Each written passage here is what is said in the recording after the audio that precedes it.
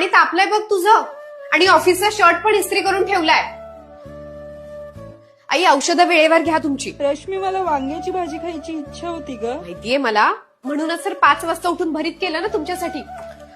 तुझा डबा करून ठेवलाय, आठवणीने घेऊन जा. काय दिलंयस मला आज डब्याला? भेंडीची भाजी. ऐक ना, दुसरी कर ना जरा, ही नको मला. अरे मला ऑफिसला जायला उशीर होतोय, आजच्या दिवस नाही ना. अगं तो मागतोय तर दे ना त्याला. एक दिवस ऑफिसला उशिरा गेलीस तर काय होतंय? नाही, मी एक काम करते, मी ना आज ऑफिसला जातच नाही. तसही माझी इच्छा नाहीच आहे. अगं तसं नाही ग, पण मग आता जात नाहीयेस तर घर आवरून ठेव. मी जरा मंदिरात जाऊन येते. हे असंच कायम सुरू राहणार आहे का? म्हणजे लग्नाआधी तू बोलला होतास की आपण दोघेही जॉब करतोय तर घरातली कामं वाटून घेऊया.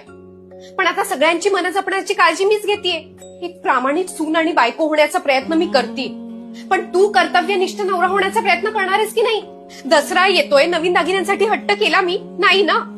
दसरा म्हणजे नवीन सुरुवात, हे बहुतेक माझ्यासाठी स्वप्नच राहणार आहे. इथे सगळे जण आपापल्या मर्जीने जगतायत आणि मी कधी स्वतःचा विचारच करत नाही. हा पप्पा बोला.